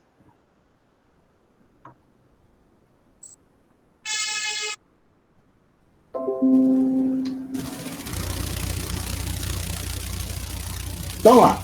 Aí, eu não sei, eu tinha falado dessa parte, de repente eu vi a luzinha apagada da minha câmera ali. Vou falar dessa aqui. Feliz Dia das Mulheres. Você é única. Inteligente, esforçada, ó, claro. E sempre pronta para dar a volta por cima. Se você não der a volta por cima, porque você não estava pronta. Feliz Dia das Mulheres. As mulheres são um resultado de um projeto único e perfeito. Todos nós, seres humanos, somos. Seja feliz hoje e sempre. Né? Olha aqui. Mulher, você é mulher, por isso tem um espírito generoso. A generosidade não está associada à questão genésica. Né? Você é mulher, por isso é delicada e as flores te cativam. A delicadeza e as flores que cativam está associada à questão genésica, de sexo, do gênero. Né? Embora realmente as mulheres tenham, a gente vê na prática, né, essa questão da sensibilidade, da delicadeza muito maior. Você é mulher, por isso luta pelo que vale a pena. Como se todas as mulheres fossem iguais. Nem todas as mulheres representam a todas as mulheres. E nem todos os homens representam todos os homens. Né? Você é mulher, por isso o amor faz parte disso. Bom, aí essa outra. Ó. A verdadeira homenagem ao Dia da Mulher é fazer as mulheres se sentirem especiais. Hoje não só, afinal, todos os dias são delas. Olha esse outro. Que esse dia te lembre da sua força e da sua capacidade de ir além. Gente, mulher é o mito da mulher guerreira, é a romantização da mulher guerreira. E a romantização da mulher guerreira, ela é questionada por muitas mulheres. Embora não seja opinião de umas, é opinião de outras. Então, eu estou querendo saber e dizer que existem as duas opiniões, né? Não sou guerreira, sou sobrecarregada no romantismo. Professor, licença, tem alguma coisa aí com o áudio do senhor? Porque tá estralando pra caramba. É? Tá para todos? Sim, professor, tá um pouquinho estourado o áudio. É? Eu falo baixinho. Ele tá estourado aí. Mas vamos lá. Então é isso. Então essa questão da romantização, gente, é uma coisa que a gente tem que pensar, tomar cuidado, né? Tá aqui mais umas frases, né? Que eu vou colocar. Tá parecendo uma moto isso aí, uma moto sem escape. Sério mesmo? Uhum. Que coisa. Que coisa. Será, né? Agora ficou tranquilo, sim, Agora fica variando melhorou. um pouco. Fica variando um pouco. Eu acho que é alguma questão no contato do microfone do computador mesmo. Melhora? Tá tranquilo agora. Melhorou agora. Outra, beleza. Tá, obrigado. Ok, então, gente, essa coisa do... Aqui nesse texto, você é mulher guerreira e pode ser o que quiser, está dentro da questão da romantização. Nós temos que cuidar do Dia da Mulher com essa romantização, né? Porque você acaba por colocar a mulher uma obrigação que vai além do que é ser ela mesma, tá bom? Então, tem outras frases, vamos terminar. Aqui tem uma frase muito interessante, porque eu falo para todas as mulheres, eu não ajudo mulher em casa. Eu não ajudo. Como assim você está falando da vida da mulher? Porque a mulher, ela não é obrigada a tudo, como tem que fazer as coisas também. Aí vem de novo, por trás de cada mãe guerreira, entre aspas, há sempre a história de uma filha pequena de 7, 8 anos, que lava a cozinha, passa por dos irmãos das compras da casa, nem tem tempo para ir brincar ou estudar, mas quem dá panha quando a guerreira chega em casa. Isso não é 100%, isso diminuiu muito. Mas ainda hoje, as irmãs cuidam dos irmãos. Mesma idade, a irmã lava a roupa dos irmãos. Né? Então, vamos lá. Essa questão da maternidade, essa questão da mulher, essa função da mulher ali da menina com o fel de passar na mão, e eu digo isso por quê?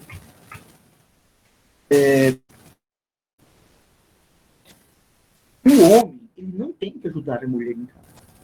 Fazer a parte dele significa fazer a parte dele, não ajudar a mulher. Ajudar a mulher em casa é ele fazer a parte dele e fazer a parte dela. Aí ele está ajudando.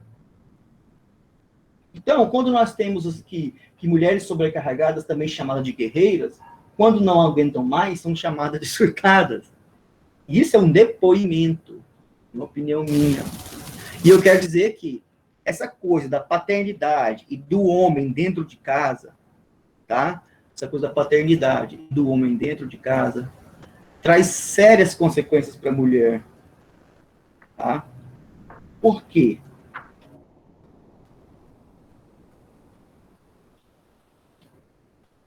Por quê? A ausência da paternidade e da questão do homem que colabora e que tem uma vida saudável com a mulher nos afazeres, devido à situação romantizada da mulher, enquanto mãe, leva a jornadas triplas de trabalho, fazendo com que ela não tenha tempo para si mesmas.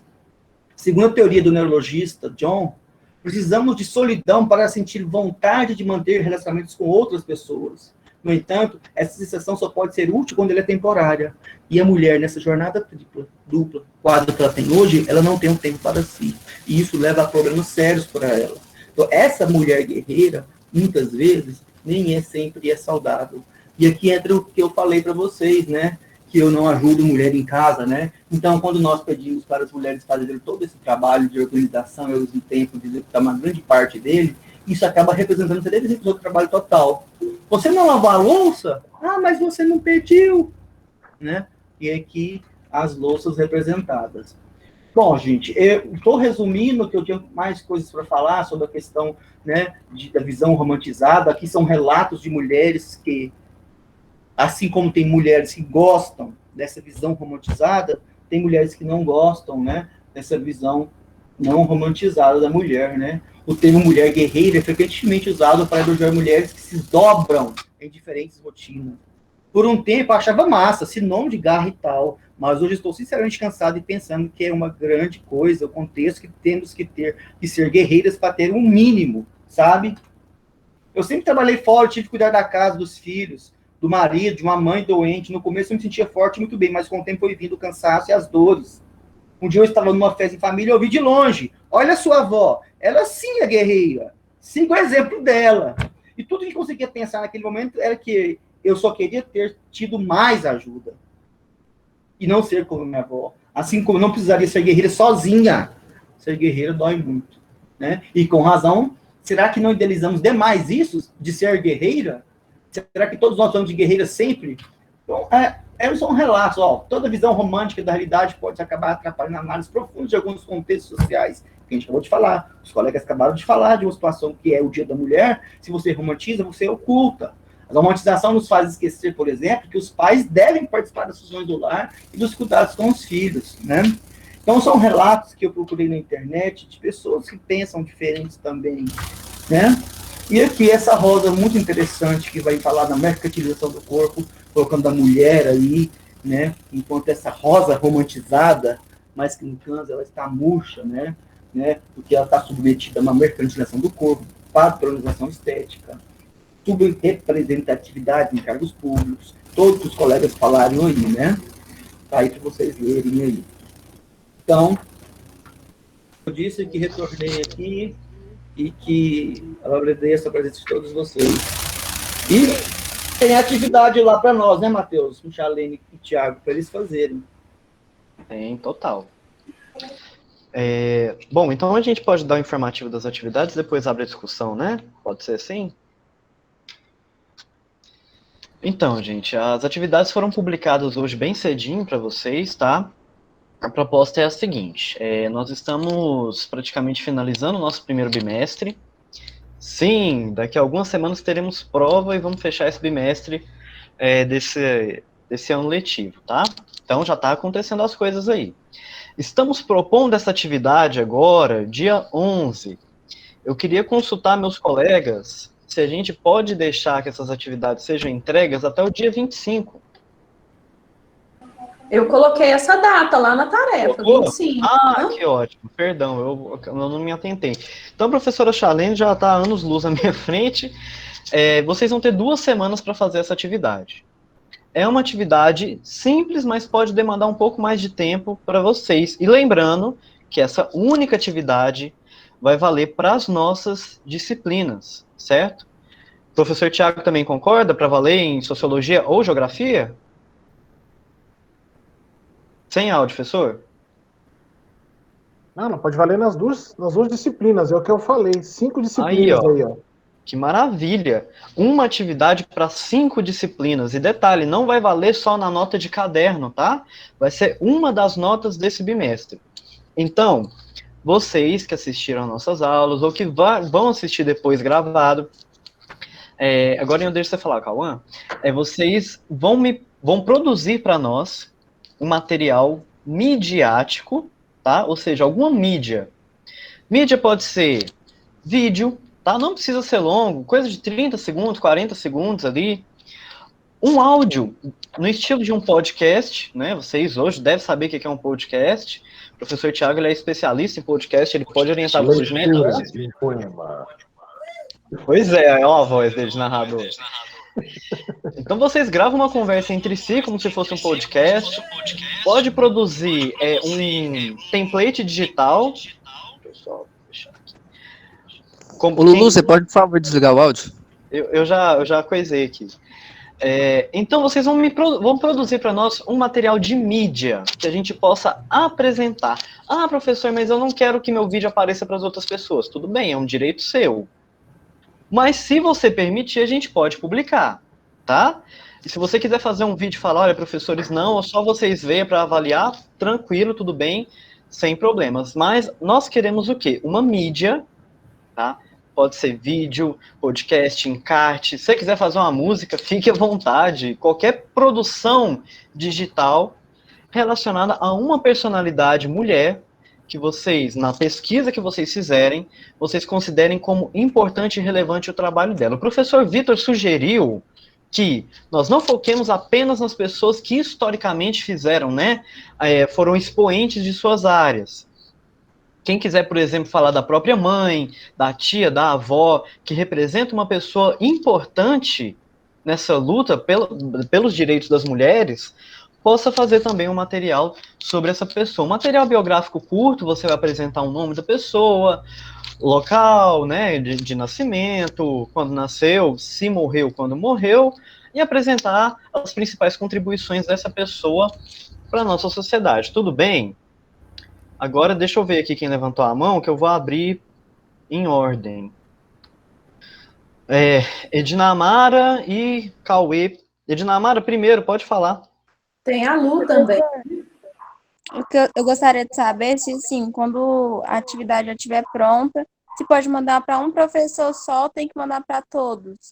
Somente para um professor. Vocês olham lá nas orientações da atividade, primeiro ano vai enviar para um professor, segundo ano para outro e terceiro ano para outro, tudo bem?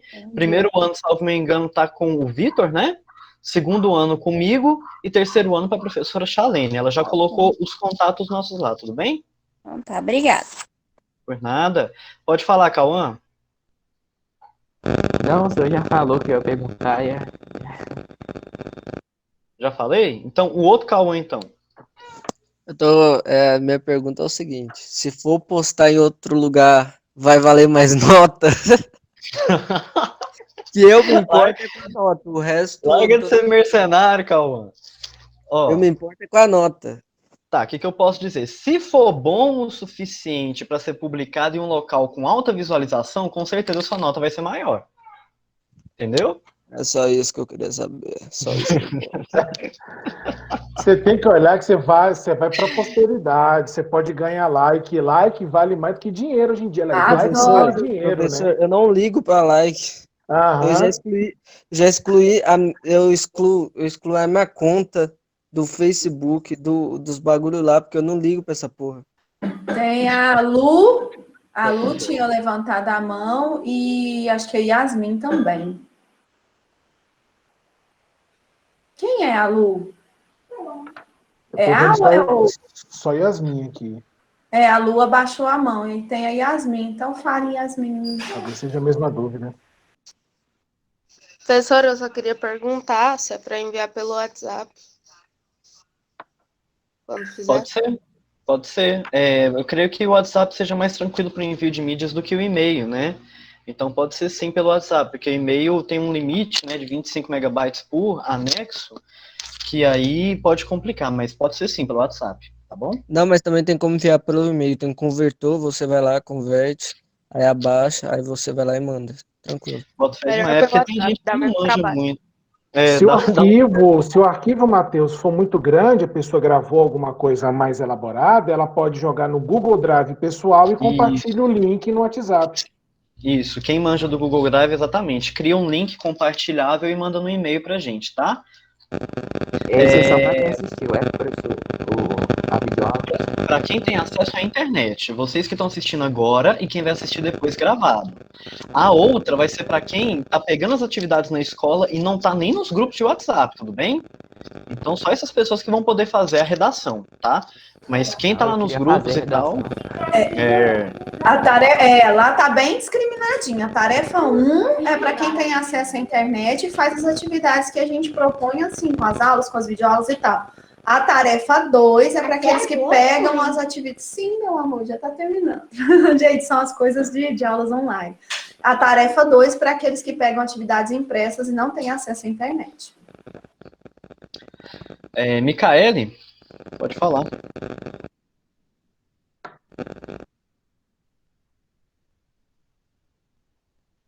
Micaele? Alguém tem alguma dúvida ou comentário sobre a aula? Eu queria perguntar se pode fazer individual ou tem que ser só em grupo. Pode ser individual. Pode ser O individual. negócio é em grupo? Eu nem sabia disso. Obrigada. Pode ser, mas desde que todo mundo participe, como por exemplo um podcast, tem que ouvir a voz de todo mundo. Se for um vídeo, tem que aparecer todo mundo, entendeu? Então tá mais tranquilo. É a escolha de vocês. A gente deu um leque de opções para vocês escolherem. Já tem a panelinha já. Dá certo. Eu não sei mandar esse negócio aí de vídeo, não. Falar tem vídeo, tem áudio, eu vou falar tudo errado, não sei. Não, mas Tô você tá lascado. pra aprender. Não se preocupe, não faça perfeito, faça do seu jeito. Oi. Pode ensaiar. Tá? Fantástico você fazer um vídeo, fazer uma. Pode ensaiar em espelho, preparar, voltar a gravação, gravar de novo, fica tranquilo. É uma vantagem. Olha modelos na internet, né? Dá uma estudadinha que eu tenho certeza que você vai conseguir. Tem alguém Eu acho que isso não vale, só para o Cauã, mas quando você envolve produções de áudio e vídeo, tem muitos tutoriais, tem muita informação, tem muitos softwares gratuitos que você pode usar. Então, os recursos tem. Então, o prazo de vocês terem 2 semanas, caso que vocês queiram fazer seja um pouco mais elaborado, tem esse tempo, inclusive, para vocês aprenderem ou, quem sabe, até dominarem. E qual o objetivo de ações como essa? Que tem muita, por exemplo, isso eu posso dizer por experiência própria. Tem aluno meu que, quando desenvolve essas ações, ele se descobre que aquilo é a profissão da vida dele. Eu tenho um aluno que está fazendo teatro, eu tenho um aluno que está fazendo jornalismo, Entende? Então, isso acontece por quê? Porque o aluno ele testa essas coisas na escola, gosta e fala, não, é isso que eu quero fazer da minha vida, foi essa coisa que eu fiz para os professores. Por isso que tem Pois é, atividades como essa na escola, tá ligado? Deixa eu falar uma tô coisa. ligado. A gente Vai. antes, todos os alunos, estudantes, alunas, a gente se reúne antes para poder elaborar as tarefas para vocês. A gente fez reuniões online e essas atividades são escolhidas a dedo. O fato de usar um vídeo é porque é linguagem de vocês. Além de ser linguagem de vocês, é uma coisa que vocês precisam dominar. Quando vocês entrarem na universidade, na vida e as próximas profissões que existem, as novas profissões, tudo exige essa questão do vídeo, da mídia, tá? Então, pegando ali a fala do Matheus, que eu caí na hora que ele estava falando, não sei se foi dele mesmo, que era o seguinte, que mulheres de destaque na sociedade pode ser a sua mãe. Nem sempre todos os youtubers são os tops, mas eles estão lá. Nem sempre todas as mães estão na mídia. Mas todas as mães que estão ali, né, elas são vistas como celebridades também. Por exemplo, minha mãe é uma celebridade, então eu posso fazer um vídeo com ela, entendeu? Então, essa questão de celebridade não é só o que está na mídia, não é só aquela romantizada, tá? Porque senão a gente vai cair de novo só no romantismo. Embora, se você queira fazer uma visão romantizada, você possa, tá? Gente, dúvidas em relação à atividade, vocês podem tirar no privado, tá? Vamos usar esse restinho de tempo que a gente tem aqui para discutir sobre o que foi a nossa aula, né? Foi muita coisa assim, ó, pá, né? Mas vamos lá. Vou abrir aqui a sessão, então dúvidas sobre atividade, vem no privado que a gente ajuda vocês. Agora é sobre comentários sobre a nossa aula. Quem quiser começar aí, pode abrir e depois os outros levantem a mão. É aquela hora que eu comecei a falar, né? Tiveram alguns que se manifestaram e Yasmin parece que levantou a mão. Não, eu tinha levantado a mão só para perguntar se era para enviar pelo WhatsApp. Ah, tá. Então vamos, galera. Comentário, tipo assim, como se a aula foi boa ou não, é isso? O que você achou? O que você achou mais interessante? O que você gostaria que a gente falasse mais e melhor em outras O que eu achei oportunidades? interessante, Isso. a parte da Chalene. É um assunto que é interessante a gente falar sobre, né? Porque muitas pessoas, elas se recusam a falar sobre isso, às vezes até porque não entendem, né? E aí compram uma opinião que é mais divulgada, que é mais escutada, né? E sem ter muito conhecimento a respeito. É bom a gente falar sobre isso mesmo. E você tem alguma colocação? Não. Podem falar sobre o que vocês aprenderam, gente. Eu achei interessante naquela parte lá de 1911, né? Foi um prédio pegando fogo lá por causa de um monte de coisa, né? Uma mulher, a maioria das mulheres morreu lá dentro. Eu achei interessante. Pois é, essa construção do Dia da Mulher, né, ligando um pouco à fala do professor Vitor, da romantização que tem hoje, né, foram datas duras que construíram o Dia Internacional da Mulher, né, foi a Revolução Russa, que foi uma revolução popular, né, reivindicando seus direitos, foi essa questão do trabalho lá nos Estados Unidos, que, gente, a galera trabalhava era 14 horas por dia, 6 dias da semana, em condições horríveis, sabe, e as mulheres foram pioneiras na briga, né, nas greves, nas grandes greves, nas lutas operárias, né, então realmente... Aqui vai uma indicação de filme, As Sufragistas. Excelente, tem na Netflix, trata justamente desse acesso do direito à mulher ao voto, tá? Eu vou colocar o nome aqui no chat. Sufragistas. Maravilhoso. Eu me lembrei de um filme aqui, mas só que eu esqueci o nome, é um nome bem estranho. Mas tipo, fala de uma mulher, né, que ela é negra e ela era escrava de um povo lá, e depois ela fugiu, aí depois começou a buscar os parentes dela pra fugir também. Assistir, ela se emocionou lá, não sei qual Meu ouvido A cor, fala a mais cor passado. púrpura. É a cor púrpura, né, não? Púrpura. Não sei.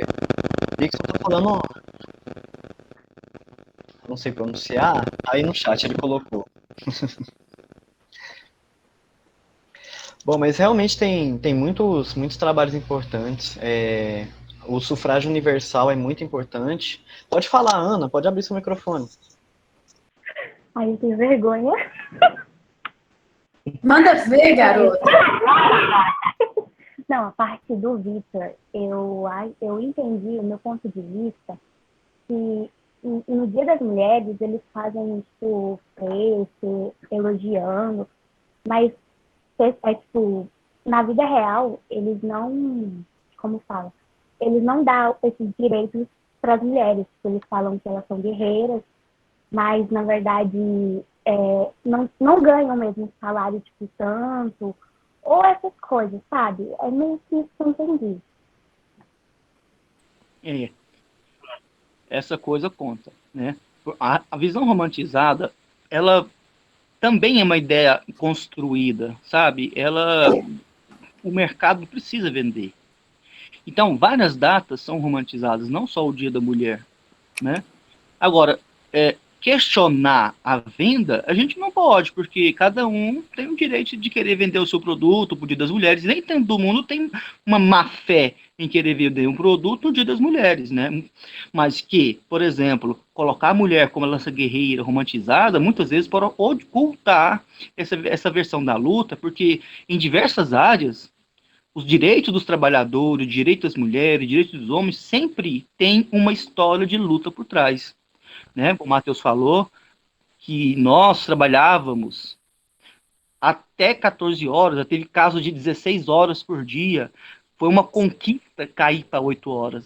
Então, a mulher, quando ela consegue seu direito, foi via luta. Por isso é importante entender que, se você às vezes não continua lutando, porque ainda há muitos direitos da mulher conquistar, no que se refere mais especificamente a espaços de representações. Você pegar o Congresso, lá, a maioria é homem, né? E aí tem uma outra mulher. Mas a mulher que está lá representa as mulheres também, não necessariamente ter uma mulher lá representa. Então, realmente. E eu quero, quando o Vitor terminar, eu quero até pegar esse gancho que você falou, Vitor, da questão da mulher enquanto mulher se vê realmente como mulher lutadora. Então, realmente, muitas pessoas, sejam homens ou sejam mulheres, no Dia das Mulheres tem um comportamento, seja romantizado ou não, pode ser qualquer um, de flores ou de luta, mas que no dia a dia essa pessoa não se comporta com essa valorização que ele deu no Dia da Mulher. Então, assim, é muito preocupante você ter um Dia da Mulher só para pensar de forma muito superficial e nos outros dias não fazer nada. Essa reflexão que a gente traz, né? Uma coisa que eu adorei na aula foi o fato do Vitor não romantizar, ele e a Chalene falarem sobre o dia a dia das mulheres, falar que muita gente romantiza, falando que a mulher guerreira é forte, mas por dentro ela só faz aquilo porque ela não tem outra opção. Ela tem que ser forte, querendo ou não. Então, isso foi uma coisa que eu adorei nessa aula, e foi uma coisa que na atualidade acontece muito, sabe? Então, eu gostei bastante. E Edinamar, eu posso pegar o seu gancho para poder falar sobre o Big Brother? Eu não sei se todo mundo aqui assiste, mas trazendo essa fala da Edinamar aí, do Vitor, o que a gente viu recentemente no Big Brother, né? Essa coisa de pandemia faz com que a gente assista mais televisão, né? Então, eu vou confessar que eu tenho assistido bastante Big Brother. Sim, eu também estou perdendo meu tempo. Não, mas assim, às vezes a gente até não é perda de tempo se a gente consegue fazer reflexão acima das coisas que acontecem lá dentro. Então, de tudo a gente precisa trazer, né? A gente precisa pensar e refletir. E vocês viram que existe uma relação, né? Uma relação entre a Carla e o Arthur lá dentro, uma relação amorosa. E aconteceram vários conflitos, né? Em que os dois foram julgados pelas condutas. E que nós vimos, né? Todo mundo lá viu o que aconteceu por parte dele e por parte dela. E vocês viram que a grande maioria dos homens, quiçá todos os homens lá presentes, tomaram o partido do Arthur, e muitas mulheres também tomaram o partido do Arthur. Pouquíssimas aquelas que apoiaram a Carla, que ficaram do lado da Carla. Então, o que a gente vê? A gente vê que nós, mulheres mesmo, nós também julgamos o comportamento da mulher, porque nós vivemos, nós fomos criadas dentro de uma sociedade machista, e nós nos vemos defendendo os homens e acusando as mulheres, né? Ah, a mulher, ela é puta, a mulher, ela é galinha, ela é vagabunda, ela é tantos atributos que você não vê, por exemplo, falando isso de homens. Né? Então, assim, eu trouxe um caso real que está acontecendo dentro de um reality show de grande, né, visibilidade nacional, e que muitas pessoas tomaram partido e consideraram que as atitudes do homem branco foram corretas em relação à mulher, né, condenando ela, e fica aí a reflexão para a gente poder ver como é que são as relações e como que a gente entende e enxerga a mulher nessa sociedade. A Yasmin havia levantado a mão. Quer falar, Yasmin? Não, era só para falar que a maioria dos homens ficaram do lado dele. E a pessoa que ficou do lado dela ainda saiu como errada também, por ter ficado do lado dela e falar que estendeu a mão para ela. Exatamente, bem colocado. E a pessoa que ficou do lado dela se colocou do lado dela porque enxergou ela como mulher. Né? Falou assim, olha, como mulher eu vi. Fala, amor. Quero levantar uma coisa. A senhora falou que existe um romance entre os dois. Não existe um romance entre os dois. Porque ela gosta dele e ele gosta do Projota. Assim, foi só a forma de vocês entenderem que existe um relacionamento, mas enfim. Isso também, né, professora? Só mostra que, assim, a gente muitas vezes fala o que a gente não vive, né? Julga tanto. Lá também naquele reality eles falam muito sobre direito às mulheres, direitos raciais. Só que na prática é totalmente diferente, como aconteceu com a Carla, né? Isso. Eu acho que a Lana e a Milena tinham levantado a mão, não sei se foi sem querer, mas se for, pode abrir o microfone. Foi eu. Eu achei muito interessante na parte do Tiago, quando ele falou sobre a mulher. Quando ele disse sobre a estética dela, na parte de Atena. Então, eu achei tão interessante como isso ainda é julgado hoje na sociedade. Só vê a beleza. E foi há muito tempo isso é muito tempo. E como é estrutural, é algo tão cultural que às vezes a gente nem vê. E é muito tempo, Atenas foi antigo, é muito antigo, foi antes de Cristo. E isso vinha até hoje. É muito interessante. Quando a gente fala Dia da Mulher, você vê que essa discussão ela é antiga, mire-se no espelho daquelas mulheres de Atenas. Então, ou seja, a nossa realidade de hoje é o reflexo do que acontece em Atenas. Não mudou. Então quando a música faz essa provocação para você olhar para o passado, é para você, não, peraí, essa mulher de Atenas, ela tem que ficar no passado. Ela não tem que continuar. Ela tem que ficar no seu local. Olha o tanto de avanço que as mulheres conquistaram, mas ainda assim a música Mulheres de Atenas, ela vem até o nosso encontro, até o nosso encalço. Então a ideia é a gente, no ano que vem, a gente falar, o que nós vamos falar, no ano que vem, o que nós vamos falar sobre o Dia das Mulheres? As mesmas coisas, ou nós vamos tratar de outros assuntos? Esse é o desafio que eu lanço.